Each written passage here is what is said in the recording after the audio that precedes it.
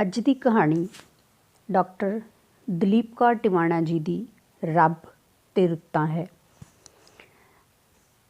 ਕਹਾਣੀ ਵਿੱਚ ਦਲੀਪ ਕੌਰ ਟਿਵਾਣਾ ਨੇ ਅਜੋਕੇ ਮਨੁੱਖੀ ਜੀਵਨ 'ਤੇ ਕਰਾਰੀ ਚੋਟ ਕੀਤੀ ਹੈ। ਕਿਹੜਾ ਮਨੁੱਖੀ ਜੀਵਨ? ਜਿਹੜਾ ਕਿ ਵਿਗਿਆਨਿਕ ਢੰਗਾਂ ਨਾਲ ਸਿਰਜਿਆ ਹੋਇਆ ਹੈ। ਅੱਜ ਦਾ ਮਨੁੱਖ ਕੁਦਰਤੀ ਸਾਧਨਾਂ ਦੀ ਬੇਕਦਰੀ ਕਰ ਰਿਹਾ ਹੈ। ਮੌਸਮ ਨੂੰ ਨਾ ਮਾਣ ਕੇ ਆਪਣਾ ਜੀਵਨ ਵਾਤਾਨੁਕੂਲ ਕਰ ਰਿਹਾ ਹੈ। ਮਨੁੱਖ ਦੇ ਵਿਗਿਆਨਿਕ ਢੰਗ ਨਾਲ ਸਿਰਜੇ ਜੀਵਨ 'ਤੇ ਵਿਅੰਗ ਕੀਤਾ ਗਿਆ ਹੈ ਇਸ ਕਹਾਣੀ ਰਾਹੀਂ।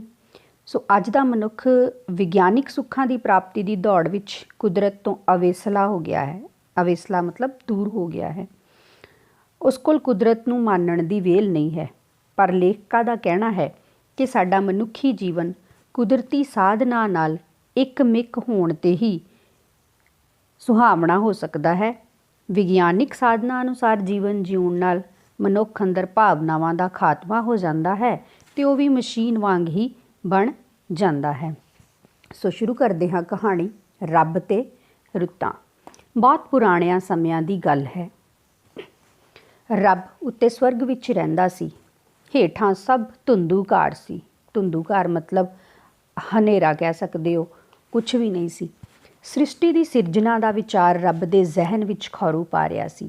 ਕੁਦਰਤ ਦੀ ਰਚਨਾ ਕਰਨੀ, ਧਰਤੀ ਦੇ ਉੱਤੇ ਇੱਕ ਰਹਿਣਯੋਗ ਵਾਤਾਵਰਨ ਜਿਹੜਾ ਆ ਉਹ ਸਿਰਜਣਾ, ਇਹ ਗੱਲ ਜਿਹੜੀ ਆ ਇਹ ਰੱਬ ਦੇ ਜ਼ਿਹਨ ਦਿਮਾਗ ਦੇ ਵਿੱਚ ਚੱਲ ਰਹੀ ਸੀ, ਖੌਰੂ ਪਾ ਰਿਹਾ ਸੀ, ਰੌਲਾ ਪਾ ਰਿਹਾ ਸੀ।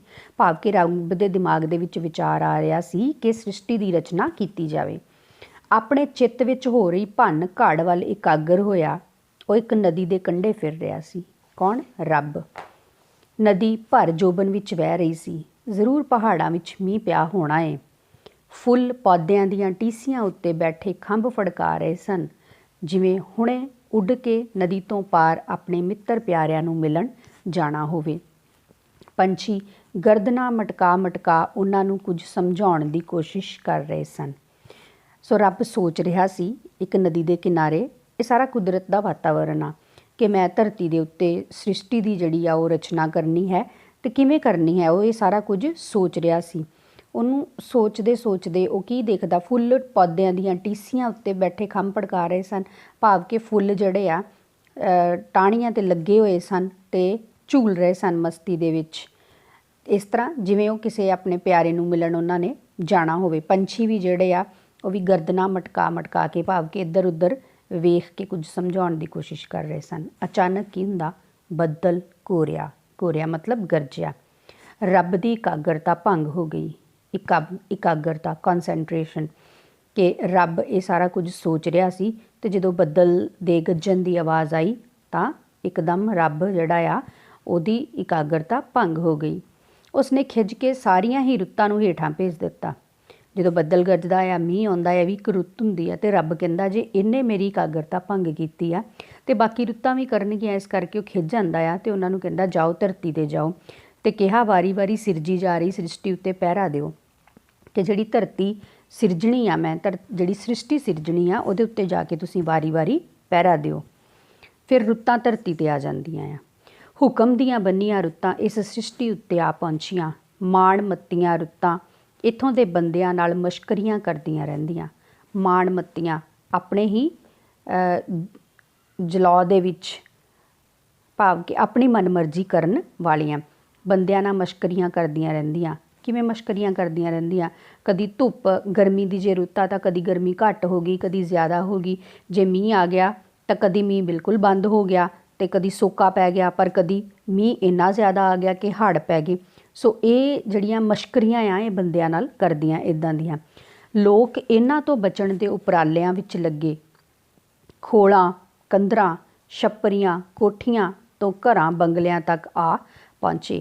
ਇਹ ਮਨੁੱਖ ਦੇ ਤਰੱਕੀ ਜਿਹੜੀ ਮਨੁੱਖ ਨੇ ਕੀਤੀ ਆ ਉਹਦੇ ਦੱਸਿਆ ਹੋਇਆ ਕਿ ਜਿੱਦਾਂ ਆਦਿ ਮਨੁੱਖ ਸੀ, ਸਭ ਤੋਂ ਪਹਿਲਾਂ ਉਹ ਜੰਗਲਾਂ ਦੇ ਵਿੱਚ ਰਹਿੰਦਾ ਸੀ, ਠੀਕ ਹੈ, ਉਹਦੇ ਕੋਲ ਘਰ ਨਹੀਂ ਸੀ ਹੁੰਦਾ ਅਤੇ ਉਹ ਤੋਂ ਕਹਿੰਦਾ ਰੁੱਤਾਂ ਤੋਂ ਬਚਣ ਵਾਸਤੇ ਮਨੁੱਖ ਨੇ ਕੀ ਕੀਤਾ?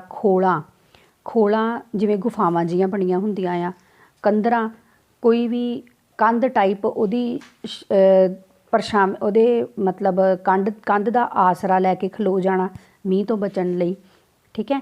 कंधरां हो गईयां, ये कंधां टाइप कुछ भी जिवें पहाड़ां दे आपां ढासरा लैके किसी कंध का ढासरा लैके असीं ते उस तों बचाव करदे आं अपना मींह तो, धुप्प तो, हनेरी तो। छप्परियां, छप्परियां मतलब जिहड़ियां असीं टैंपरेरी जे झोंपड़ियां बनाईयां हुंदियां आ। कोठियां, कोठियां घर हो गए वड्डे वड्डे घर, कोठियां हो गईयां, घर हो गए, तो फिर अज बंगले जिन्हां नूं असीं अज दे जमाने च कोठियां कहंदे, बंगले मतलब वड्डे वड्डे घर, पक्के घर कंकरीट दे बने होए। कहंदा किसे रुੱਤ मींह पैंदा, दरियावां विच हड़ आउंदे तां पिंडां दे पिंड रुड़ जांदे। रुੱਤਾਂ ਲਈ ਇਹ ਵੀ ਇੱਕ ਸ਼ੁਗਲ ਸੀ। ਸ਼ੁਗਲ ਮਤਲਬ ਮਜ਼ਾਕ ਹੀ ਸੀ। ਪਰ ਹੁਣ ਇਹਨਾਂ ਲੋਕਾਂ ਦਾ ਰੇਡੀਓ ਪਹਿਲਾਂ ਹੀ ਦੱਸ ਦਿੰਦਾ ਹੈ ਕਿ ਕਦ ਮੀਂਹ ਪਏਗਾ ਤੇ ਦਰਿਆਵਾਂ ਨੂੰ ਬੰਨ੍ਹ ਮਾਰ ਕੇ ਇਹ ਲੋਕ ਕੈਦੀਆਂ ਵਾਂਗ ਮਨਮਰਜ਼ੀ ਦੇ ਪਾਸੇ ਭੇਜਣ ਲੱਗ ਪਏ ਹਨ। ਕਿਹਨੂੰ? ਪਾਣੀਆਂ ਨੂੰ। ਸੋ ਕਹਿੰਦਾ ਪਹਿਲਾਂ ਕਦੀ ਇੱਦਾਂ ਹੁੰਦਾ ਸੀ ਕਿ ਰੁੱਤਾਂ ਜਿਹੜੀਆਂ ਆ ਕਦੀ ਹੜ੍ਹ ਆ ਜਾਂਦੇ, ਪਿੰਡਾਂ ਦੇ ਪਿੰਡ ਰੁੜ ਜਾਂਦੇ, ਪਰ ਹੁਣ ਕਹਿੰਦਾ ਆ ਇੱਦਾਂ ਨਹੀਂ ਹੁੰਦਾ। ਹੁਣ ਜਿਹੜਾ ਇਹਨਾਂ ਦਾ ਰੇਡੀਓ ਆ, ਲੋਕਾਂ ਕੋਲ ਵਿਗਿਆਨ ਦਾ ਇੱਕ ਸਾਧਨ ਆ ਰੇਡੀਓ, ਖਬਰਾਂ 'ਚ ਪਹਿਲਾਂ ਹੀ ਉਹਨਾਂ ਨੂੰ ਦੱਸ ਦਿੱਤਾ ਜਾਂਦਾ ਹੈ। ਅਤੇ ਲੋਕ ਕੀ ਕਰਦੇ ਆ, ਲੋਕ ਕੀ ਸਰਕਾਰਾਂ ਕੀ ਸਾਰੇ ਮਤਲਬ ਲੋਕ ਹੀ ਹੁੰਦੇ ਆ ਕਿ ਦਰਿਆ 'ਤੇ ਬੰਨ੍ਹ ਮਾਰ ਕੇ ਪਾਣੀ ਨੂੰ ਕੈਦ ਕਰ ਲੈਂਦੇ ਆ ਅਤੇ ਜਿੱਧਰ ਨੂੰ ਮਰਜ਼ੀ ਭੇਜ ਦਿੰਦੇ ਆ। ਅੱਗੇ ਜੇ ਕਦੇ ਸ਼ਰਾਰਤ ਨਾਲ ਹਵਾ ਸਾਹ ਰੋਕ ਕੇ ਖੜੋ ਜਾਂਦੀ ਤਾਂ ਲੋਕ ਆਖਦੇ ਕੋਈ ਪਾਪੀ ਪਹਿਰੇ 'ਤੇ ਬੈਠਾ ਏ, ਅਤੇ ਤਰਲੋ ਮੱਛੀ ਹੁੰਦੇ ਪਹਿਰਾ ਬਦਲ ਜਾਣ ਨੂੰ ਉਡੀਕਦੇ। ਸੋ ਇਸ ਲਾਈਨ ਦਾ ਮਤਲਬ ਆ ਕਿ ਜੇ ਕਿਤੇ ਹਵਾ ਨਾ ਵਗਦੀ, ਗਰਮੀ ਹੁੰਦੀ, ਅਤੇ ਲੋਕ ਇਹ ਸੋਚਦੇ ਸੀ ਪਤਾ ਨਹੀਂ ਕਿਹੜੀ ਸਾਡੇ ਕੋਲੋਂ ਗੁਨਾਹ ਹੋ ਗਿਆ ਆ ਕਿ ਕੋਈ ਪਾਪੀ ਜਿਹੜਾ ਆ ਉਹ ਹੀ ਪਹਿਰੇ 'ਤੇ ਬੈਠਾ ਆ, ਅਤੇ ਫਿਰ ਉਹ ਤਰਲੋ ਮੱਛੀ ਹੁੰਦੇ, ਤਰਲੋ ਮੱਛੀ ਹੁੰਦੇ ਕਿ ਕੁਝ ਕਰ ਨਹੀਂ ਸਕਦੇ, ਪਰ ਸਿਰਫ ਇਹੀ ਦੁਆਵਾਂ ਕਰਦੇ ਕਿ ਜਿਹੜਾ ਕੋਈ ਪਾਪੀ ਬੈਠਾ ਪਹਿਰੇ 'ਤੇ ਪਹਿਰਾ ਬਦਲ ਜੇ ਅਤੇ ਹਵਾ ਜਿਹੜੀ ਆ ਉਹ ਆਉਣ ਲੱਗ ਜੇ। ਪਰ ਅੱਜ ਇੱਦਾਂ ਨਹੀਂ ਹੁੰਦਾ। ਹੁਣ ਬਿਜਲੀ ਦੇ ਪੱਖੇ ਹਵਾ ਨੂੰ ਬਿਨਾਂ ਪੁੱਛਿਆਂ ਹੀ ਵਗਦੇ ਰਹਿੰਦੇ ਹਨ। ਸੋ ਸਾਨੂੰ ਇਹੋ ਜਿਹੀਆਂ ਗੱਲਾਂ ਦਾ ਹੁਣ ਕੁਝ ਵੀ ਪਤਾ ਨਹੀਂ, ਕਿਉਂਕਿ ਸਾਡੇ ਪੱਖੇ ਹੁਣ 24 ਘੰਟੇ ਹੀ ਚੱਲਦੇ ਰਹਿੰਦੇ ਹਨ। ਪੱਖਿਆਂ ਨੂੰ ਛੱਡੋ ਤੁਸੀਂ, ਅਸੀਂ ਕੂਲਰਾਂ 'ਤੇ ਆ ਗਏ, ਏਸੀ 'ਤੇ ਆ ਗਏ। ਅੱਜ ਕੱਲ੍ਹ ਤਾਂ ਗਰਮੀਆਂ ਦੇ ਵਿੱਚ ਜਦੋਂ ਗਰਮੀ ਹੁੰਦੀ ਆ ਤਾਂ ਏਸੀ ਵੀ 24 ਘੰਟੇ ਹੀ ਚੱਲਦੇ ਰਹਿੰਦੇ ਹਨ। ਫਿਰ ਮੀਂਹ ਦੀ ਗੱਲ ਕਰਦਾ ਹੈ, ਕਹਿੰਦਾ ਅੱਗੇ ਕਦੇ ਮੀਂਹ ਨਾ ਪੈਂਦਾ ਤਾਂ ਬਨਸਪਤੀ ਸੁੱਕ ਸੜ ਜਾਂਦੀ। ਬਨਸਪਤੀ ਪੇੜ ਪੌਦੇ, ਜੇ ਕਹਿੰਦਾ ਮੀਂਹ ਨਾ ਪੈਂਦਾ ਤਾਂ ਆਸੇ ਪਾਸੇ ਜਿਹੜੇ ਆ ਰੁੱਖ ਸਾਰੇ ਸੁੱਕ ਸੜ ਜਾਂਦੇ। ਲੋਕ ਯੱਗ ਕਰਦੇ, ਹਵਨ ਕਰਦੇ। ਯੱਗ ਅਤੇ ਹਵਨ ਤੁਹਾਨੂੰ ਪਤਾ ਹੀ ਆ ਕੀ ਹੁੰਦੇ ਆ ਕਿ ਪਰਮਾਤਮਾ ਨੂੰ ਖੁਸ਼ ਕਰਨ ਵਾਸਤੇ ਪੂਜਾ ਜਿਹੜੀ ਆ ਉਹ ਕਰਨੀ। ਕਿੱਥੇ ਕਿਹੜਾ ਵਿਘਨ ਹੋ ਗਿਆ ਚਿਤਾਰ ਦੇ, ਵਿਘਨ ਮਤਲਬ ਰੁਕਾਵਟ, ਕੋਈ ਗਲਤੀ, ਕਹਿੰਦਾ ਸਾਡੇ ਕੋਲੋਂ ਕੀ ਗਲਤੀ ਹੋ ਗਈ ਸੋਚਦੇ। ਪਰ ਹੁਣ ਕੀ ਆ, ਹੁਣ ਮੀਂਹ ਨਹੀਂ ਪੈਂਦਾ ਅਤੇ ਕੀ ਕਰਦੇ ਆ ਲੋਕ, ਲੋਕਾਂ ਨੇ ਟਿਊਬਵੈੱਲ ਲਾ ਲਏ ਅਤੇ ਉਹ ਮੀਂਹ ਦੀ ਪਰਵਾਹ ਹੀ ਨਹੀਂ ਕਰਦੇ। ਠੀਕ ਹੈ, ਮੀਂਹ ਕਾਹਦੇ ਲਈ ਜ਼ਰੂਰੀ ਸੀ ਅੱਗੇ? ਫਸਲਾਂ ਵਾਸਤੇ। ਅਤੇ ਲੋਕ ਜਿਹੜੇ ਆ ਉਹ ਕਈ ਤਰ੍ਹਾਂ ਦੇ ਪੂਜਾ ਪਾਠ ਕਰਦੇ ਕਿ ਮੀਂਹ ਪੈ ਜਾਵੇ, ਪਰ ਅੱਜ ਲੋਕ ਅਜਿਹਾ ਨਹੀਂ ਕਰਦੇ ਕਿਉਂਕਿ ਅੱਜ ਹੁਣ ਲੋਕਾਂ ਨੇ ਟਿਊਬਵੈੱਲ ਲਗਾ ਲਏ ਹਨ। ਹੁਣ ਕੀ ਰੁੱਤਾਂ ਉਦਾਸ ਹੋ ਗਈਆਂ, ਉਹ ਰਲ ਕੇ ਰੱਬ ਕੋ ਗਈਆਂ, ਕਿਉਂਕਿ ਹੁਣ ਰੁੱਤਾਂ ਜਿਹੜੀਆਂ ਆ, ਗਰਮੀ ਉਹ ਸੋਚਦੀ ਆ, ਉਹ ਤਾਂ ਕਲੋਲਾਂ ਕਰ ਹੀ ਨਹੀਂ ਸਕਦੀ ਇਨਸਾਨ ਦੇ ਨਾਲ। ਇਨਸਾਨ ਨੇ ਗਰਮੀ ਤੋਂ ਬਚਣ ਲਈ ਏਸੀ ਲਗਾ ਲਏ, ਪੱਖੇ ਚਲਾ ਲਏ। ਠੀਕ ਹੈ, ਹੜ੍ਹਾਂ ਤੋਂ ਬਚਣ ਵਾਸਤੇ ਪਹਿਲਾਂ ਹੀ ਉਹਨਾਂ ਨੇ ਪਾਣੀਆਂ ਦੇ ਬੰਨ੍ਹ ਜਿਹੜੇ ਆ ਬੰਨ੍ਹ ਲਏ, ਪਾਣੀਆਂ ਨੂੰ ਦੂਸਰੇ ਪਾਸੇ ਕਰ ਦਿੱਤਾ। ਸੋ ਰੁੱਤਾਂ ਹੁਣ ਉਦਾਸ ਹੋ ਗਈਆਂ, ਉਹ ਰਲ ਕੇ ਰੱਬ ਕੋ ਗਈਆਂ। ਰਾਮ ਜੀ, ਧਰਤੀ ਉੱਤੇ ਸਾਡੀ ਕੋਈ ਲੋੜ ਨਹੀਂ, ਸਾਨੂੰ ਪਰਤ ਆਉਣ ਦੀ ਆਗਿਆ ਦਿਓ। ਰੱਬ ਨੇ ਉਹਨਾਂ ਨੂੰ ਧਰਤੀ 'ਤੇ ਭੇਜਿਆ ਸੀ ਨਾ, ਅਤੇ ਉਹ ਹੁਣ ਰੱਬ ਕੋਲ ਜਾਂਦੀਆਂ ਇਕੱਠੀਆਂ ਹੋ ਕੇ ਅਤੇ ਕਹਿੰਦੀਆਂ ਸਾਨੂੰ ਵਾਪਸ ਬੁਲਾ ਲਓ ਆਪਣੇ ਕੋਲ। ਇਹ ਕਿਵੇਂ ਹੋ ਸਕਦਾ ਹੈ? ਰੱਬ ਨੇ ਹੈਰਾਨ ਹੋ ਕੇ ਪੁੱਛਿਆ। ਆਪ ਚੱਲ ਕੇ ਵੇਖ ਲਓ ਬੇਸ਼ੱਕ, ਰੁੱਤਾਂ ਨੇ ਅਰਜ਼ ਗੁਜ਼ਾਰੀ। ਉਹ ਕਹਿੰਦਾ ਵੀ ਇਹ ਕਿੱਦਾਂ ਹੋ ਸਕਦਾ ਆ ਵੀ ਤੁਹਾਡੀ ਧਰਤੀ 'ਤੇ ਲੋੜ ਹੀ ਨਹੀਂ ਆ ਹੁਣ। ਅਤੇ ਰੁੱਤਾਂ ਉਹਨੂੰ ਬੇਨਤੀ ਕਰਦੀਆਂ, ਅਰਜ਼ ਗੁਜ਼ਾਰਦੀਆਂ, ਬੇਨਤੀ ਕਰਦੀਆਂ ਕਿ ਤੁਸੀਂ ਆਪੇ ਜਾ ਕੇ ਵੇਖ ਲਓ। ਹੁਣ ਰੱਬ ਕੀ ਕਰਦਾ, ਇੱਕ ਨਿੱਕੀ ਜਿਹੀ ਚਿੜੀ ਬਣ ਕੇ ਧਰਤੀ 'ਤੇ ਰੁੱਤਾਂ ਦੀ ਸ਼ਿਕਾਇਤ ਬਾਰੇ ਜਾਂਚ ਪੜਤਾਲ ਕਰਨ ਆ ਗਿਆ। ਸੋ ਰੱਬ ਧਰਤੀ 'ਤੇ ਕਿਸ ਰੂਪ ਦੇ ਵਿੱਚ ਆਉਂਦਾ? ਇੱਕ ਚਿੜੀ ਦੀ ਰੂਪ ਦੇ ਵਿੱਚ। ਕੀ ਕਰਨ ਆਉਂਦਾ ਆ? ਕਿਉਂਕਿ ਰੁੱਤਾਂ ਨੇ ਉਹਨਾਂ ਨੂੰ ਸ਼ਿਕਾਇਤ ਕੀਤੀ ਸੀ ਕਿ ਸਾਡੀ ਧਰਤੀ 'ਤੇ ਲੋੜ ਨਹੀਂ ਹੈ ਅਤੇ ਤੁਸੀਂ ਸਾਨੂੰ ਪਰਤ ਆਉਣ ਦੀ ਆਗਿਆ ਦਿਓ। ਅਤੇ ਰੱਬ ਉਹਦੀ ਜਾਂਚ ਪੜਤਾਲ ਕਰਨ ਲਈ ਧਰਤੀ 'ਤੇ ਆਉਂਦਾ ਆ। ਜਦੋਂ ਧਰਤੀ 'ਤੇ ਆਉਂਦਾ ਉਦੋਂ ਕੀ ਸੀ? ਵੇਲਾ ਆਥਣ ਦਾ ਸੀ। ਆਥਣ ਮਤਲਬ ਸ਼ਾਮ, ਸ਼ਾਮ ਦਾ ਸਮਾਂ ਸੀ। ਰੁੱਤ ਕਿਹੜੀ ਚੱਲਦੀ ਪਈ ਸੀ ਉਦੋਂ? ਬਹਾਰ ਦੀ। ਬਹਾਰ ਮਤਲਬ ਚਾਰੇ ਪਾਸੇ ਜਿਹੜੇ ਆ ਉਹ ਫੁੱਲ ਖਿੜੇ ਹੋਏ ਸਨ, ਹਰਿਆਲੀ ਸੀ ਹਰ ਪਾਸੇ। ਅਸਮਾਨ ਉੱਤੇ ਬੱਦਲ ਘਿਰ ਆਏ। ਮੋਰਾਂ ਨੇ ਖੰਭ ਖਿਲਾਰ ਕੇ, ਝੂਮ ਝੂਮ ਕੇ, ਨੱਚ ਨੱਚ ਕੇ ਬੱਦਲਾਂ ਨੂੰ ਧਰਤੀ ਉੱਤੇ ਉਤਰ ਆਉਣ ਲਈ ਕਿਹਾ।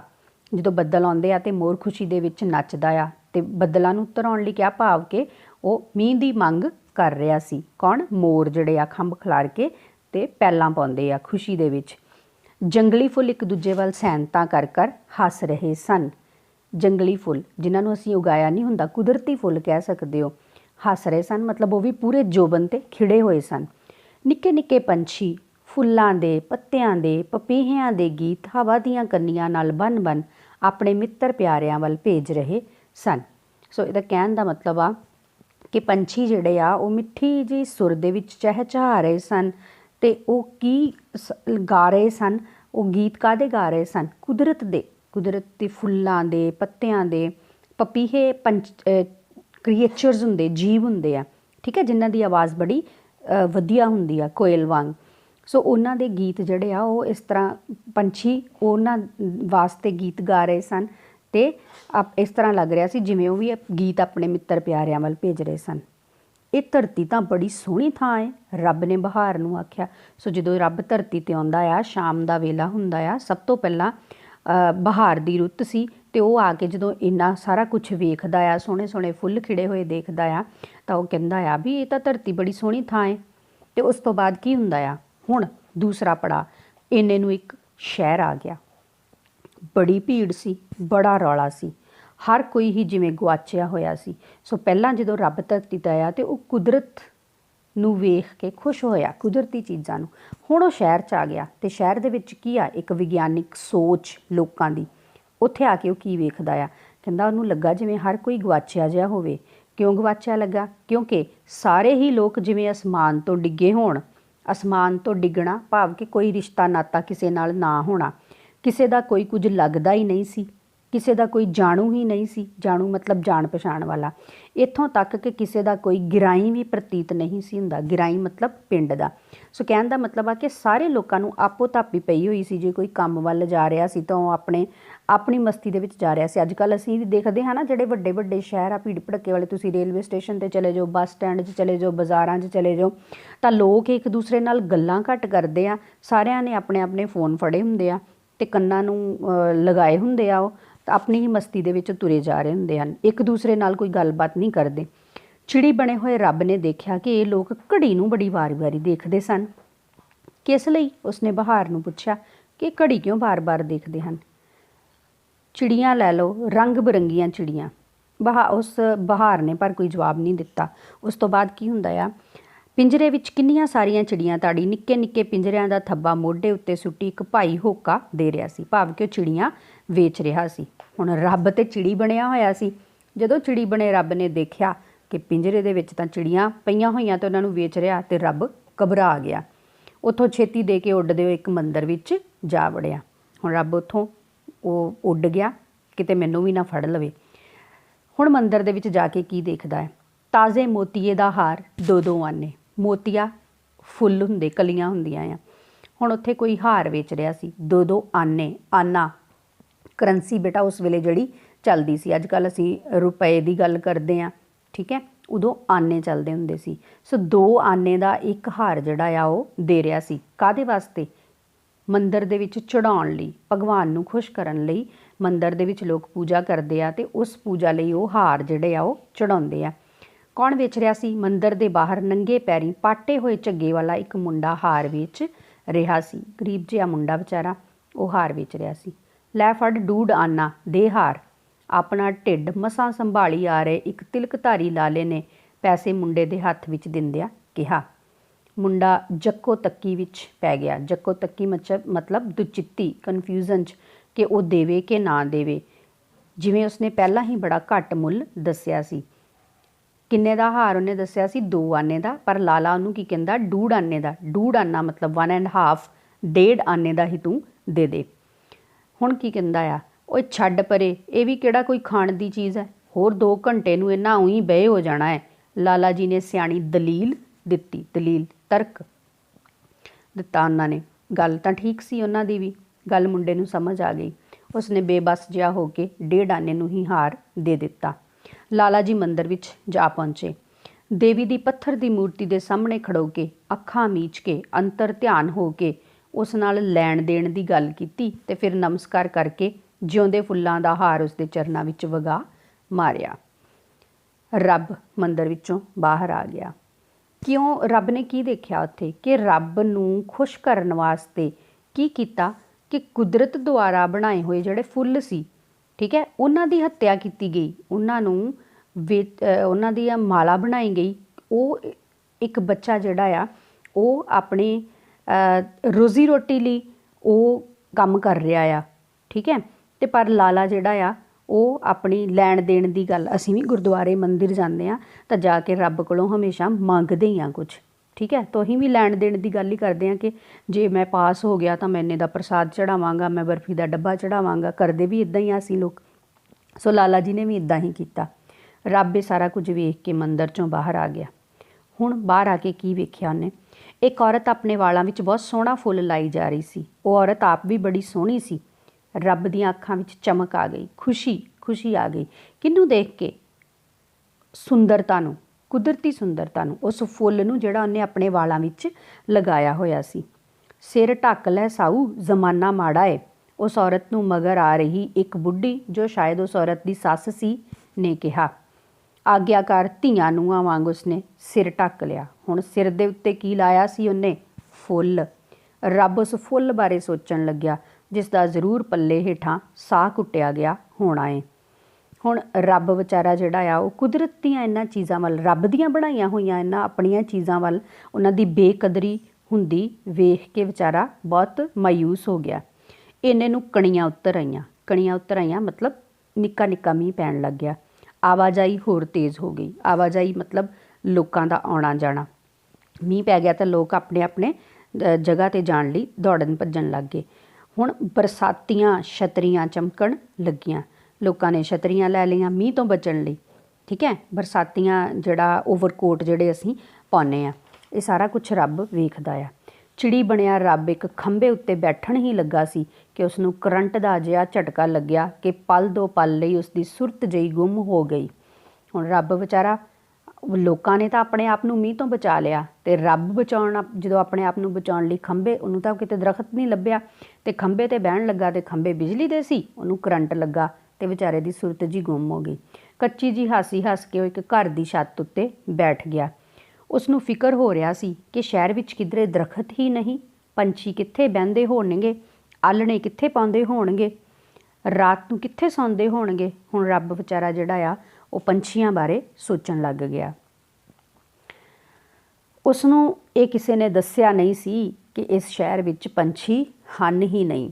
जे दरखत नहीं आ तो पंछी कित्थों होणगे उत्थे, ठीक है। चिड़ी बणिया रब हैरान हो के देख रहा सी कि ना किसी ने कणियां दी छेड़खानी महसूस कीती सी, ना किसी दीआं अखां विच बदलां दे परछावें नੱਚੇ, ना कोई नंगे नंगे पैरी धरती की सुगंध पीण आया, ना किसी ने वाल खोल के डिगते मोती बोचे। कहण दा मतलब यह आ कि किसी ने भी मींह का आनंद नहीं माणिया। असीं भी जदों बचपन च हुंदे आ ना, छोटे हुंदे, तुहानूं भी होवेगा कि जदों मींह आउंदा आ गर्मी के मौसम दे विच ते आपां मींह दे विच नहाउने आ। असीं तां अज भी नहाउने आ, ठीक है। पर लोग की करदे भिज्जण ते डर, भिज्जण दे डर तो जां उन्हां कोल समां ही नहीं हुंदा ते ओह कुदरत दा मींह दा आनंद नहीं माणदे। हुण रब बहार दे मूँह वल तक्कणों झिझकदा सी, क्योंकि पहलां तां उन्हें कहा भी तुसीं झूठ बोलदी आ, धरती बड़ी सोहणी आ, पर जदों ये सारा कुछ उन्हें वेख्या तां हुण ओह झिझक जी महसूस करन लगा बहार वल वेखण तो। उस शहर वल पिठ करके तुर पिया। हुण शहर पिछे रह गया सी। डिंगी टेढ़ी डंडी उत्ते, डिंगी टेढ़ी मतलब विंगी टेढ़ी, डंडी मतलब कच्चा रस्ता उत्ते खुले खेतां दे विचकार एक बंदा गाउंदा तुरिया जा रहा सी। मैंने तुमको ना मिलने की कसम खाई है। किनू ना मिलन की कसम खाधी है इसने? चिड़ी बने रब ने बहार नूं पुछया। हुण बहार की जवाब दिंदी? उसनूं जिहड़ा बहार दे मौसम विच शायद इसनूं सब तो वध याद आ रहा है। तैनूं किवें पता है? ना मिलन की कसम जो खानी पै रही है उन्होंने कहती, ठीक है। सो इहदा बहुता संबंध नहीं है कहानी दे नाल, ते सिर्फ इन्ना आ कि वह बंदा जिहड़ा आ वह अपनी मस्ती दे विच गाउंदा जा रहा सी। की गाउंदा जा रहा सी? मैंने तुमको ना मिलने की कसम खाई है। हुण उन्हें कसम क्यों खाधी और किनू मिलन की कसम उन्हें खाधी, किनू ना मिलन की कसम खाधी उन्हें? अपने प्यारे नूं, ठीक है। तो क्यों खाधी उन्हें कसम भी मैं तेनू नहीं मिलना? क्योंकि वह कुदरत का आनंद मानना चाहता सी, ठीक है। ये सारी गल अगे जाके ਸਾਡੇ ਸਾਹਮਣੇ ਆਵੇਗੀ। ਕਣੀਆਂ ਹੋਰ ਤੇਜ਼ ਹੋ ਗਈਆਂ। ਡੰਡੀ ਡੰਡੀ ਜਾ ਰਹੇ ਉਸ ਬੰਦੇ ਨੇ ਮੋਢੇ ਛੱਡੇ ਚੁਟਕੀਆਂ ਵਜਾਈਆਂ। ਬੱਦਲਾਂ ਵੱਲ ਵਾਕਫਾਂ ਵਾਂਗ ਦੇਖਿਆ ਤੇ ਸਾਰੇ ਆਪੇ ਨਾਲ ਗਾਇਆ, ਮੈਨੇ ਤੁਮਕੋ ਨਾ ਮਿਲਨੇ ਕੀ ਕਸਮ ਖਾਈ ਹੈ। ਇਹਦਾ ਮਤਲਬ ਉਹ ਮਸਤੀ ਦੇ ਵਿੱਚ ਜਿਵੇਂ ਅਸੀਂ ਨੱਚਦੇ ਹਾਂ, ਨੱਚਦਾ ਹੋਇਆ ਉਹ ਤੁਰਦਾ ਜਾ ਰਿਹਾ ਸੀ ਤੇ ਨਾਲ ਉਹ ਗਾਉਂਦਾ ਜਾ ਰਿਹਾ ਸੀ। ਸਾਹਮਣਿਓਂ ਪਿੰਡ ਚਿੱਠੀਆਂ ਦੇ ਕੇ ਮੁੜੇ ਆਉਂਦੇ ਡਾਕੀਏ ਨੇ ਉਸਨੂੰ ਪਹਿਚਾਣ ਕੇ ਸਾਈਕਲ ਹੌਲੀ ਕਰ ਰਿਹਾ। ਹੁਣ ਡਾਕੀਆ ਉਹਨੂੰ ਪਹਿਚਾਣਦਾ ਸੀ ਉਸ ਬੰਦੇ ਨੂੰ, ਤੇ ਉਹਨੇ ਸਾਈਕਲ ਹੌਲੀ ਕਰ ਰਿਹਾ। ਮੀਂਹ ਆ ਰਿਹਾ ਏ, ਕਹੇ ਤਾਂ ਮੈਂ ਸਾਈਕਲ 'ਤੇ ਛੱਡ ਆਉਂਦਾ ਹਾਂ, ਜਾਣਾ ਕਿੱਥੇ ਹੈ? ਡਾਕੀਏ ਨੇ ਆਪਣੇ ਨੱਕ ਉੱਤੇ ਐਨਕ ਠੀਕ ਕਰਦਿਆਂ ਇੱਕ ਪੈਰ ਧਰਤੀ ਉੱਤੇ ਲਾ ਕੇ ਸਾਈਕਲ ਰੋਕਦਿਆਂ ਉਸਨੂੰ ਪੁੱਛਿਆ, ਜਾਣਾ ਤਾਂ ਕਿਤੇ ਵੀ ਨਹੀਂ। ਉਸਨੇ ਆਪਣੀ ਚਾਲ ਬਿਨਾਂ ਹੌਲੀ ਕੀਤਿਆਂ ਕੋਲੋਂ ਲੰਘਦੇ ਨੇ ਕਿਹਾ, ਮੀਂਹ ਆ ਰਿਹਾ ਏ, ਕੱਪੜੇ ਭਿੱਜ ਜਾਣਗੇ। ਇਹ ਗੱਲ ਬਹੁਤੀ ਉਸ ਦੀ ਥਾਂ ਡਾਕੀਏ ਨੇ ਸ਼ਾਇਦ ਆਪਣੇ ਘਸੇ ਮੈਲੇ ਖਾਕੀ ਕੱਪੜਿਆਂ ਦਾ ਧਿਆਨ ਧਰ ਕੇ ਆਖੀ। ਹੁਣ ਡਾਕੀਏ ਨੂੰ ਫਿਕਰ ਸੀ ਵੀ ਇਹ ਭਿੱਜ ਨਾ ਜਾਵੇ, ਅਤੇ ਉਸ ਤੋਂ ਵੱਧ ਫਿਕਰ ਉਹਨੂੰ ਆਪਣਾ ਸੀ ਕਿ ਮੈਂ ਇੱਥੇ ਖਲੋਤਾ ਹਾਂ ਅਤੇ ਮੇਰੇ ਆਪਣੇ ਕੱਪੜੇ ਵੀ ਭਿੱਜ ਜਾਣਗੇ। ਤੁਸੀਂ ਚੱਲੋ, ਮੀਂਹ ਤੋਂ ਪਹਿਲਾਂ ਟਿਕਾਣੇ ਪਹੁੰਚੋ। ਖਚਰੀ ਜਿਹੀ ਹਾਸੀ ਹੱਸਦਿਆਂ ਉਸ ਬੰਦੇ ਨੇ ਡਾਕੀਏ ਨੂੰ ਕਿਹਾ। ਕਹਿੰਦਾ ਤੂੰ ਜਾ, ਕੋਈ ਗੱਲ ਨਹੀਂ। ਕਾਹਲੀ ਕਾਹਲੀ ਪੈਡਲ ਮਾਰਦਾ ਡਾਕੀਆ ਸੋਚ ਰਿਹਾ ਸੀ, ਇਸ ਵਿੱਚ ਹੱਸਣ ਵਾਲੀ ਭਲਾ ਕਿਹੜੀ ਗੱਲ ਸੀ? ਮੈਂ ਤਾਂ ਅਕਲ ਦੀ ਗੱਲ ਹੀ ਆਖੀ ਸੀ। ਡਾਕੀਆ ਕਹਿੰਦਾ ਮੈਂ ਤਾਂ ਉਹਨੂੰ ਉਹਦੇ ਭਲੇ ਦੀ ਗੱਲ ਹੀ ਕਹੀ ਸੀ ਕਿ ਤੂੰ ਮੇਰੇ ਨਾਲ ਚੱਲ, ਜਿੱਥੇ ਜਾਣਾ ਮੈਂ ਤੈਨੂੰ ਛੱਡ ਆਉਣਾ ਆ, ਭਿੱਜ ਜਾਏਗਾ। ਖੈਰ, ਪਿੰਡ ਤੋਂ ਦੂਰ ਮੜੀਆਂ ਵਾਲੇ ਟੋਭੇ ਵੱਲ ਉਹ ਬੰਦਾ ਮੁੜ ਪਿਆ। ਪਿੰਡ ਤੋਂ ਦੂਰ ਮੜੀਆਂ ਹਮੇਸ਼ਾ ਪਿੰਡਾਂ ਤੋਂ ਬਾਹਰ ਹੀ ਹੁੰਦੀਆਂ ਆ, ਠੀਕ ਹੈ। ਪਿੰਡ ਤੋਂ ਦੂਰ ਸੀ ਮੜੀਆਂ, ਅਤੇ ਮੜੀਆਂ ਦੇ ਲਾਗੇ ਇੱਕ ਟੋਭਾ ਸੀ। ਟੋਭਾ ਕੀ ਹੁੰਦਾ ਆ ਬੇਟਾ? ਇੱਕ ਜਿਵੇਂ ਛੱਪੜ ਕਹਿ ਸਕਦੇ ਹੋ, ਵੱਡਾ ਸਾਰਾ ਟੋਇਆ ਜਿਹਦੇ 'ਚ ਪਾਣੀ ਇਕੱਠਾ ਹੋਇਆ ਹੁੰਦਾ ਆ। ਕਿਉਂ? ਚਿੜੀ ਬਣੇ ਰੱਬ ਨੇ ਬਹਾਰ ਨੂੰ ਪੁੱਛਿਆ। ਖਬਰੇ ਸੋਚਦਾ ਹੋਵੇ ਕਿ ਸ਼ਾਇਦ ਮਰਨ ਵਾਲਿਆਂ ਵਿੱਚ ਕੋਈ ਜਿਉਂਦਾ ਬੰਦਾ ਹੀ ਹੋਵੇ। ਉਹ ਕਹਿੰਦਾ ਵੀ ਇਹ ਮੜੀਆਂ ਵੱਲ ਨੂੰ ਕਿਉਂ ਜਾ ਰਿਹਾ ਆ, ਠੀਕ ਹੈ। ਅਤੇ ਉਹ ਕਹਿੰਦਾ ਫਿਰ ਆਪੇ ਰੱਬ ਕਹਿੰਦਾ ਖਬਰੇ ਸੋਚਦਾ ਹੋਵੇ, ਬਹਾਰ ਦੱਸਦੀ ਉਹਨੂੰ, ਰੱਬ ਉਹਨੂੰ ਕਹਿੰਦਾ ਵੀ ਇਹ ਕਿਉਂ ਜਾ ਰਿਹਾ ਮੜੀਆਂ ਵੱਲ। ਬਹਾਰ ਕਹਿੰਦੀ ਆ ਸ਼ਾਇਦ ਸੋਚਦਾ ਹੋਵੇ ਵੀ ਮੜੀਆਂ 'ਚ ਕੋਈ ਜਿਉਂਦਾ ਬੰਦਾ ਹੀ ਜਿਹੜਾ ਆ ਉਹ ਲੱਭ ਜੇ ਮਰਨ ਵਾਲਿਆਂ ਦੇ ਵਿੱਚ। ਅਤੇ ਰੱਬ ਜਿਹੜਾ ਆ ਚਿੜੀ ਬਣਿਆ ਰੱਬ ਹੱਸ ਪਿਆ। ਇੱਥੇ ਬੰਦਿਆਂ ਨੂੰ ਮਰ ਕੇ ਹੀ ਪਤਾ ਲੱਗਦਾ ਏ ਕਿ ਉਹ ਜਿਉਂਦੇ ਵੀ ਸਨ। ਰੱਬ ਨੇ ਹੈਰਾਨ ਹੋ ਕੇ ਪੁੱਛਿਆ, ਕਹਿੰਦਾ ਕੀ ਇੱਥੇ ਬੰਦੇ ਜਦੋਂ ਮਰ ਜਾਂਦੇ ਆ ਫੇਰ ਹੀ ਉਹਨਾਂ ਨੂੰ ਪਤਾ ਲੱਗਦਾ ਵੀ ਉਹ ਜਿਉਂਦੇ ਵੀ ਸਨ? ਉਹ ਬੰਦਾ ਟੋਭੇ ਦੇ ਕੰਢੇ ਉੱਤੇ ਪਹੁੰਚ ਗਿਆ। ਟੋਭੇ ਵਿੱਚ ਪੰਬੂਲ ਖਿਲੇ ਹੋਏ ਸਨ। ਪੰਬੂਲ ਮਤਲਬ ਫੁੱਲ।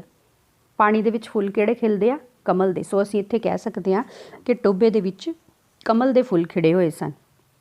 ਕਿੰਨਾ ਹੀ ਕੁਝ ਉਸ ਬੰਦੇ ਦੇ ਮਨ ਵਿੱਚ ਖਿੜ ਗਿਆ ਉਹਨੂੰ ਫੁੱਲਾਂ ਨੂੰ ਦੇਖ ਕੇ। ਉਸਨੇ ਲਰਜ਼ਾ ਕੇ ਆਪਣੇ ਧੁਰ ਅੰਦਰਲੇ ਬੋਲਾਂ ਰਾਹੀਂ ਗਾਇਆ। ਮਤਲਬ ਕਿ ਖੁਸ਼ੀ ਦੇ ਵਿੱਚ ਆ ਕੇ ਉਹ ਫਿਰ ਗਾਇਆ। ਕੀ ਗਾਇਆ ਉਹਨੇ? ਮੈਨੇ ਤੁਮਕੋ ਨਾ ਮਿਲਨੇ ਕੀ ਕਸਮ ਖਾਈ ਹੈ। ਟੋਭੇ ਵਿੱਚ ਬਗਲੇ ਚੋਹਲ ਕਦਮੀ ਕਰਦੇ ਫਿਰ ਰਹੇ ਸਨ। ਬਗਲੇ ਪੰਛੀ ਚੋਹਲ ਕਦਮੀ ਕਰਨਾ ਕਿ ਉਹ ਪਾਣੀ ਦੇ ਵਿੱਚ ਫਿਰ ਰਹੇ ਸਨ ਅਤੇ ਆਪਣਾ ਸ਼ਿਕਾਰ ਲੱਭ ਰਹੇ ਸਨ, ਖੇਡ ਰਹੇ ਸਨ। ਕੁਝ ਬੋਲ ਵੀ ਰਹੇ ਸਨ। ਉਸ ਨੂੰ ਲੱਗਿਆ ਕਹਿ ਰਹੇ ਸਨ ਚੰਗਾ ਚੰਗਾ, ਅਤੇ ਉਹ ਰੱਬ ਨੂੰ ਇੱਦਾਂ ਲੱਗਿਆ ਵੀ ਉਸ ਬੰਦੇ ਨੇ ਗਾਣਾ ਗਾਇਆ ਆ ਅਤੇ ਉਹਦਾ ਜਵਾਬ ਦੇ ਰਿਹਾ ਵੀ ਚੰਗਾ, ਨਹੀਂ ਮਿਲਣ ਦੀ ਕਸਮ ਖਾਧੀ ਤੇ ਠੀਕ ਆ। ਟੋਭੇ ਦੇ ਘਸਮੈਲੇ ਪਾਣੀ ਵਿੱਚ ਡਿੱਗਦੀਆਂ ਕਣੀਆਂ ਨਾਲ ਪਾਣੀ ਦੇ ਜਿਵੇਂ ਕੁਤਕਤਾਰੀਆਂ ਨਿਕਲ ਰਹੀਆਂ ਸਨ। ਘਸਮੈਲਾ ਪਾਣੀ, ਘਸਮੈਲਾ ਮਤਲਬ ਗੰਦਾ, ਅਤੇ ਪਾਣੀ ਦੇ ਜਿਵੇਂ ਕੁਤਕਤਾਰੀਆਂ ਨਿਕਲ ਰਹੀਆਂ ਸਨ। ਜਦੋਂ ਖੜੇ ਪਾਣੀ ਦੇ ਵਿੱਚ ਮੀਂਹ ਪੈਂਦਾ ਆ ਅਤੇ ਪਾਣੀ ਹਿੱਲਦਾ ਆ ਨਾ, ਅਤੇ ਉਸ ਨੂੰ ਲੱਗਾ ਰੱਬ ਨੂੰ ਜਿਵੇਂ ਉਹ ਪਾਣੀ ਦੇ ਵਿੱਚ ਕੁਤਕਤਾਰੀਆਂ ਨਿਕਲ ਰਹੀਆਂ ਸਨ। ਫਿਰ ਉਸ ਬੰਦੇ ਨੇ ਕੰਢੇ ਉੱਤੇ ਬੈਠ ਕੇ ਟੋਭੇ ਦੀ ਚੀਕਣੀ ਕਾਲੀ ਮਿੱਟੀ ਆਪਣੇ ਹੱਥਾਂ ਨੂੰ ਮਲ ਲਈ। ਫਿਰ ਉਹ ਹੱਥਾਂ ਨੂੰ ਹਿਲਾ ਹੱਥਾਂ ਦਾ ਪਰਛਾਵਾਂ ਪਾਣੀ ਵਿੱਚ ਦੇਖਦਾ ਰਿਹਾ, ਜਿਵੇਂ ਹੈਰਾਨ ਹੋ ਰਿਹਾ ਹੋਵੇ ਕਿ ਮਿੱਟੀ ਦੇ ਬਣੇ ਹੋਏ ਹੱਥ ਕਿੰਜ ਨ੍ਰਿਤ ਕਰ ਰਹੇ ਹਨ, ਜਿਵੇਂ ਸੱਚੀ ਮੁੱਚੀ ਦੇ ਹੋਣ। ਅਤੇ ਇਹਨਾਂ ਹੱਥਾਂ ਦੀ ਇੰਨ ਬਿੰਨ ਨਕਲ ਪਾਣੀ ਵਿੱਚ ਦਿਸਦਾ ਇਹਨਾਂ ਦਾ ਪਰਛਾਵਾਂ ਕਰ ਰਿਹਾ ਸੀ। ਉਸਨੂੰ ਇਹ ਕੋਈ ਬਹੁਤ ਬੜੀ ਕਰਾਮਾਤ ਲੱਗਦੀ ਸੀ। ਭਾਵ ਕਿ ਉਹ ਬੰਦਾ ਜਿਹੜਾ ਆ ਮਿੱਟੀ ਦੇ ਟੋਭੇ ਦੇ ਵਿੱਚ ਟੋਭੇ ਦੇ ਵਿੱਚ ਜਿਹੜੀ ਚੀਕਣੀ ਮਿੱਟੀ ਸੀ ਉਹਦੇ ਨਾਲ ਆਪਣੇ ਹੱਥ ਲਬੇੜਦਾ ਆ, ਅਤੇ ਉਹਦੇ ਜਿਹੜਾ ਪਰਛਾਵਾਂ ਆ ਵੱਖਰੇ ਵੱਖਰੇ ਉਹਨਾਂ ਦੇ ਪਰਛਾਵੇਂ ਹੱਥਾਂ ਦੇ ਪਾਣੀ ਦੇ ਵਿੱਚ ਦੇਖਦਾ ਆ, ਜਿਵੇਂ ਹੱਥਾਂ ਨੂੰ ਨ੍ਰਿਤ ਕਰਾ ਰਿਹਾ ਹੋਵੇ। ਬਿਲਕੁਲ ਉਸੇ ਤਰ੍ਹਾਂ ਜਿਵੇਂ ਤੁਸੀਂ ਕਈ ਵਾਰ ਦੇਖਦੇ ਹੋ ਜਦੋਂ ਕੰਧ ਦੇ ਉੱਤੇ ਤੁਸੀਂ ਹੱਥ ਦੇ ਨਾਲ ਕੁਛ ਬਣਾਉਂਦੇ ਹੋ, ਕੁੱਤੇ ਬਣਾ ਕੇ ਲੜਾਉਂਦੇ ਹੋ, ਠੀਕ ਹੈ, ਅਤੇ ਉਹਦੇ 'ਚ ਆਪਣਾ ਹੀ ਮਜ਼ਾ ਹੁੰਦਾ ਆ ਖੇਡਾਂ ਦੇ ਵਿੱਚ। ਅਤੇ ਰੱਬ ਨੂੰ ਲੱਗਾ ਇਹ ਵੀ ਬੰਦਾ ਜਿਹੜਾ ਆ ਇਹ ਕੁਦਰਤੀ ਮਤਲਬ ਆਪਣੀ ਮਸਤੀ ਦੇ ਵਿੱਚ ਹੀ ਇਹ ਖੇਡ ਰਿਹਾ ਹੈ। ਉਹ ਪਾਣੀ ਵੇਖੋ, ਟੋਬੇ ਦੇ ਪਾਣੀ 'ਚੋਂ ਵੀ ਆਨੰਦ ਮਾਣ ਰਿਹਾ ਆ, ਚੀਕਣੀ ਮਿੱਟੀ ਦਾ ਆਨੰਦ ਮਾਣ ਰਿਹਾ ਆ। ਫਿਰ ਉਸਨੇ ਪਾਣੀ ਦਾ ਉਂਜਲ ਭਰ ਕੇ ਭੰਬੂਲਾਂ ਉੱਤੇ ਸੁੱਟਿਆ। ਉਂਜਲ ਮਤਲਬ ਬੁੱਕ ਭਰ ਕੇ, ਭੰਬੂਲ ਮਤਲਬ ਫੁੱਲ, ਫੁੱਲਾਂ ਦੇ ਉੱਤੇ ਉਹਨੇ ਪਾਇਆ ਅਤੇ ਫੁੱਲ ਜਿਵੇਂ ਨੱਚ ਉੱਠੇ ਅਤੇ ਉਹ ਗਾਉਣ ਲੱਗ ਪਿਆ। ਕੀ ਕਹਿੰਦਾ ਆ? ਸੋਝਾਂ ਦੀ ਜਿੰਦ ਮੇਰੀ, ਬੱਦਲਾਂ ਦੀ ਜਿੰਦ ਮੇਰੀ, ਪੰਛੀਆਂ ਦੀ ਜਿੰਦ ਮੇਰੀ, ਪੱਤਿਆਂ ਦੀ ਜਿੰਦ ਮੇਰੀ, ਪੌਣਾਂ ਦੀ ਜਿੰਦ ਮੇਰੀ, ਮੈਨੇ ਤੁਮਕੋ ਨਾ ਮਿਲਨੇ ਕੀ ਕਸਮ ਖਾਈ ਹੈ। ਹੁਣ ਇੱਥੇ ਗੱਲ ਕਲੀਅਰ ਹੁੰਦੀ ਆ। ਕਹਿੰਦਾ ਕਿ ਮੈਂ ਤੈਨੂੰ ਨਹੀਂ ਮਿਲਣਾ, ਮੈਂ ਕਸਮ ਖਾਧੀ ਆ। ਕਿਉਂ? ਕਿਉਂਕਿ ਉਹਦੀ ਜਿੰਦ ਕਿਹਦੇ 'ਚ ਵੱਸਦੀ ਆ? ਕਹਿੰਦਾ ਸੁਹਜ, ਆਨੰਦ, ਖੁਸ਼ੀ, ਖੁਸ਼ੀ ਹੀ ਮੇਰੀ ਜ਼ਿੰਦਗੀ ਆ। ਬੱਦਲ ਮੇਰੀ ਜ਼ਿੰਦਗੀ ਆ, ਪੰਛੀ ਮੇਰੀ ਜ਼ਿੰਦਗੀ ਆ, ਪੱਤੇ ਮੇਰੀ ਜ਼ਿੰਦਗੀ ਆ, ਪੌਣ, ਹਵਾ, ਹਵਾ ਹੀ ਮੇਰੀ ਜ਼ਿੰਦਗੀ ਆ। ਭਾਵੇਂ ਸਾਰੀਆਂ ਕੁਦਰਤੀ ਚੀਜ਼ਾਂ ਜਿਹੜੀਆਂ ਕਹਿੰਦਾ ਇਹ ਮੇਰੀ ਜ਼ਿੰਦਗੀ ਆ ਅਤੇ ਮੈਂ ਤੈਨੂੰ ਤਾਂ ਨਹੀਂ ਮਿਲਣਾ, ਮੈਂ ਕਸਮ ਖਾਧੀ ਕਿ ਮੈਂ ਇਹਨਾਂ ਦੇ ਨਾਲ ਹੀ ਰਹਿਣਾ ਆ। ਅਤੇ ਫਿਰ ਉਸਨੇ ਹੱਥ ਧੋ ਲਏ। ਟੋਬੇ ਕੰਢੇ ਖੜ੍ਹੇ ਬਰੋਟੇ ਨਾਲ ਅੱਖਾਂ ਹੀ ਅੱਖਾਂ ਰਾਹੀਂ ਗੱਲ ਕੀਤੀ। ਬਰੋਟਾ ਦਰਖਤ, ਛੋਟਾ ਬੂਟਾ, ਉਹ ਟੋਬੇ ਦੇ ਕੰਢੇ 'ਤੇ ਜਿਹੜਾ ਛੋਟਾ ਜਿਹਾ ਕੋਈ ਬੂਟਾ ਸੀ ਉਹਦੇ ਨਾਲ ਜਿਵੇਂ ਉਹਨੇ ਅੱਖਾਂ ਹੀ ਅੱਖਾਂ ਨਾਲ ਗੱਲ ਕੀਤੀ ਉਸ ਬੰਦੇ ਨੇ। ਤੇਜ਼ ਹਵਾ ਵਿੱਚ ਬਰੋਟੇ ਦੇ ਪੱਤੇ ਅੱਗੜ ਪਿੱਛੜ ਖੜਖੜ ਕਰਦੇ ਜਿਵੇਂ ਭੱਜੇ ਜਾ ਰਹੇ ਸਨ। ਚਿੜੀ ਬਣੇ ਬਰੋਟੇ ਉੱਤੇ ਬੈਠੇ ਰੱਬ ਵੱਲ ਤੱਕ ਕੇ ਉਸ ਬੰਦੇ ਨੇ ਸੀਟੀ ਮਾਰੀ। ਹੁਣ ਜਦੋਂ ਚਿੜੀ ਨੂੰ ਵੇਖਦਾ ਆ ਬੰਦਾ ਉਸ ਬੂਟੇ ਦੇ ਉੱਤੇ ਬੈਠਾ ਹੋਇਆ ਅਤੇ ਉਹ ਖੁਸ਼ੀ ਦੇ ਵਿੱਚ ਸੀਟੀ ਮਾਰਦਾ ਆ ਉਹਨੂੰ। ਚਿੜੀ ਬਣੇ ਰੱਬ ਦੇ ਕੋਲ ਖਲੋਤੀ ਬਹਾਰ ਸ਼ਰਮਾ ਗਈ। ਰੱਬ ਹੱਸ ਪਿਆ ਅਤੇ ਬੋਲਿਆ, ਉਹਨਾਂ ਸਾਰਿਆਂ ਲਈ ਨਾ ਸਹੀ, ਅਜਿਹੇ ਇੱਕ ਲਈ ਹੀ ਰੁੱਤਾਂ ਆਉਂਦੀਆਂ ਰਹਿਣਗੀਆਂ। ਕਿੰਨਾ ਸਾਰਿਆਂ ਲਈ ਨਾ ਸਹੀ? ਜਿਹੜੇ ਸ਼ਹਿਰ ਦੇ ਵਿੱਚੋਂ ਵੇਖ ਕੇ ਆਇਆ ਸੀ। ਕਹਿੰਦਾ ਉਹਨਾਂ ਸਾਰਿਆਂ ਲਈ ਨਹੀਂ, ਅਤੇ ਇਹ ਜਿਹੜਾ ਇੱਕ ਹੀ ਬੰਦਾ ਆ ਜਿਹੜਾ ਕੁਦਰਤ ਨੂੰ ਪਿਆਰ ਕਰਦਾ ਆ, ਇਹਦੇ ਲਈ ਹੀ ਰੁੱਤਾਂ ਆਉਂਦੀਆਂ ਰਹਿਣਗੀਆਂ। ਬੱਦਲ ਵਰਦੇ ਰਹਿਣਗੇ, ਫੁੱਲ ਖਿੜਦੇ ਰਹਿਣਗੇ ਅਤੇ ਸੂਰਜ ਚੜ੍ਹਦੇ ਰਹਿਣਗੇ। ਕਿਹਦੇ ਲਈ? ਜਿਹੜਾ ਗਾ ਰਿਹਾ ਸੀ, ਮੈਨੇ ਤੁਮਕੋ ਨਾ ਮਿਲਨੇ ਕੀ ਕਸਮ ਖਾਈ ਹੈ। ਬਹਾਰ ਨੇ ਜਿਵੇਂ ਆਗਿਆ ਆਖ ਸਿਰ ਨਿਵਾ ਦਿੱਤਾ। ਚਿੜੀ ਬਣਿਆ ਰੱਬ ਸੋਚ ਰਿਹਾ ਸੀ, ਉੱਪਰ ਸਵਰਗ ਜਾਇਆ ਜਾਵੇ ਕਿ ਨਾ। ਸੋ ਜਿੱਥੇ ਰੱਬ ਜਿਹੜਾ ਆ ਉਹ ਹੈਰਾਨ ਹੁੰਦਾ ਆ ਸ਼ਹਿਰੀ ਵਾਤਾਵਰਨ ਨੂੰ ਦੇਖ ਕੇ, ਵਿਗਿਆਨਿਕ ਸੋਚ ਨੂੰ ਦੇਖ ਕੇ, ਅਤੇ ਉੱਥੇ ਹੀ ਇੱਕ ਇਨਸਾਨ ਉਸਨੂੰ ਇਹੋ ਜਿਹਾ ਵੀ ਮਿਲਦਾ ਆ ਜਿਹੜਾ ਅੱਜ ਵੀ ਕੁਦਰਤ ਦਾ ਆਨੰਦ ਮਾਣ ਰਿਹਾ ਆ। ਅਤੇ ਰੱਬ ਕਹਿੰਦਾ ਆ ਕਿ ਇਹੋ ਜਿਹੇ ਇੱਕ ਬੰਦੇ ਲਈ ਹੀ ਜਿਹੜਾ ਆ ਉਹ ਸਾਰਾ ਕੁਦਰਤ ਦਾ ਵਾਤਾਵਰਨ ਜਿਹੜਾ ਆ ਉਹ ਹਾਜ਼ਰ ਆ, ਜਿਹੜਾ ਕਿਸੇ ਨਾ ਕਿਸੇ ਨੂੰ ਖੁਸ਼ੀ ਦੇ ਸਕੇ। ਅਤੇ ਹੁਣ ਰੱਬ ਖੁਦ ਵੀ ਸੋਚਦਾ ਵੀ ਮੈਂ ਉੱਪਰ ਜਾਵਾਂ ਕਿ ਇਹੋ ਜਿਹੇ ਬੰਦੇ ਦਾ ਹੀ ਆਨੰਦ, ਇਹਦੇ ਨਾਲ ਹੀ ਆਨੰਦ ਮਾਣਾ।